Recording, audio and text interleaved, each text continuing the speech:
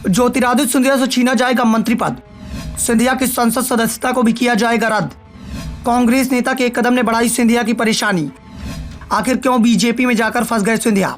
मध्य प्रदेश में विधानसभा चुनाव से पहले ज्योतिरादित्य सिंधिया की मुश्किलें बढ़ने वाली हैं। सिंधिया के हाथ आया केंद्रीय मंत्री पद भी फिसलने वाला है। राज्यसभा के जिस सदन के वो सदस्य हैं उसकी सदस्यता भी छीनी जा सकती है और सिंधिया की सदस्यता के लिए मुश्किलें खड़ी कर दी गई हैं। मध्य प्रदेश कांग्रेस के नेता डॉक्टर गोविंद सिंह ने उनकी राज्यसभा सदस्यता को लेकर चुनौती दी है। आरोप लगाया कि सिंधिया ने अपने शपथ पत्र में कई बातों का खुलासा नहीं किया। जबलपुर हाईकोर्ट की ग्वालियर खंडपीठ में इस मामले की सुनवाई हो रही थी, लेकिन कोर्ट में ऐसा क्या हुआ कि सुनवाई को टाल दिया गया। दरअसल मामला सरकार और विपक्ष के बीच का नहीं था। डॉक्टर गोविंद सिंह ने विपक्ष के नेता के तौर पर अर्जी नहीं लगाई थी और ना ही सरकार के खिलाफ याचिका लगाई थी। याचिका बीजेपी नेता के खिलाफ और उनकी सदस्यता के खिलाफ थी, लेकिन सिंधिया के बचाव में असिस्टेंट एडवोकेट जनरल अंकुर मोदी दलीलें देने के लिए पेश हो गए। एएजी को देखते हुए कांग्रेस के नेता वकील ने आपत्ति जता दी। कहा कि ये केस सरकार के खिलाफ नहीं है और एएजी का पेश होना बता रहा है कि इस बड़े खेल में सरकार भी शामिल है। एएजी किसी भी इलेक्शन पिटीशन में पेश नहीं हो सकते, नियमों के विरुद्ध है। इसलिए एएजी अंकुर मोदी को ज्योतिरादित्य सिंधिया के बचाव में दलीलें पेश करने की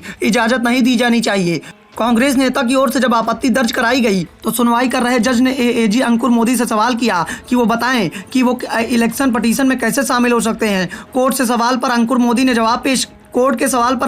जवाब पेश करने के लिए समय मांगा। इसके बाद हाईकोर्ट ने अंकुर मोदी को 17 मार्च तक जवाब पेश करने के लिए कहा है। दावा किया जा रहा है कि अंकुर मोदी सिंधिया परिवार के वकील हैं और 4 साल पहले जब मध्य प्रदेश में कांग्रेस की सरकार बनी थी उस समय भी कांग्रेस की कमलनाथ सरकार ने सिंधिया की सिफारिश पर अंकुर मोदी को एएजी नियुक्त किया था। बाद में जब सिंधिया ने बगावत की और बीजेपी में आ गए तो शिवराज सरकार ने भी अंकुर मोदी को एएजी बनाए रखा।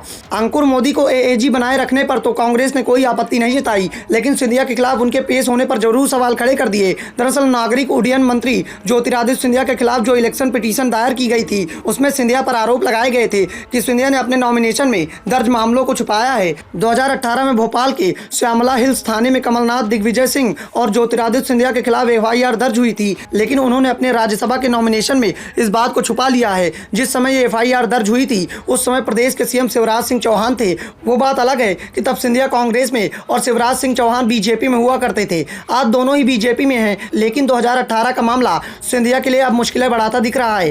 कोर्ट में अगर ये साबित हो जाता है कि सिंधिया ने जानबूझकर शपथ पत्र में अपने ऊपर चलने वाले मामलों को छुपाया था, ऐसे में सिंधिया से हारने वाले फूल सिंह बरैया को निर्विरोध चुन लिया जाएगा। फिलहाल कोर्ट ने 17 मार्च की तारीख तय कर दी है। सिंधिया के राज्यसभा का अभी आधा कार्यकाल बचा हुआ है। वैसे इस बात का भी दावा किया जा रहा है कि सिंधिया राज्यसभा का अपना पूरा कार्यकाल शायद ही पूरा कर पाए और पहले ही इस्तीफा दे दें, क्योंकि बीजेपी हाईकमान की ओर से इस बात के निर्देश दे दिए गए हैं कि सिंधिया को लोकसभा चुनाव की तैयारी करनी है। उन्हें लोकसभा चुनाव लड़ना है। सीट का चुनाव सिंधिया को ही करना है और वो गुना शिवपुरी सीट से ही चुनाव लड़ने की तैयारी कर रहे हैं। वैसे सिंधिया ग्वालियर से भी लड़ सकते हैं। अगर लोकसभा चुनाव तक कोर्ट का फैसला नहीं आता तो सिंधिया राज्यसभा सीट तक छोड़ सकते हैं।